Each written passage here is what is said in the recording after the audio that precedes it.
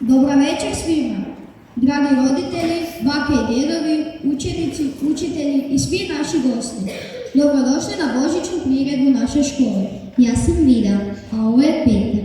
Ми сме ваши водители вечерас. Ако нешто погрешимо, само се правимо да е тако било написано.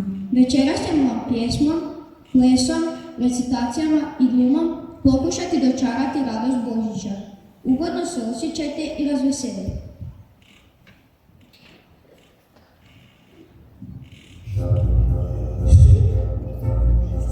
Kažu da se dobar program prepoznaje već po početku, zato smo i mi započeli pjesmom i ritmom koji nas je sve odmah raspoložio. Naš pjevački zbor izveo je kanon Čujem ritam, pod vodstvom učiteljice Nikoline Gundić uz pratnju učitelja Gorana Bunčića na gitari, a svima nam je bubnjarskim solo nastupom pažnju privukao Rafael Vuk, učenik 8. razreda. Nadamo se da ste spremni za jedno daleko putovanje. Naime, putujemo u kinu.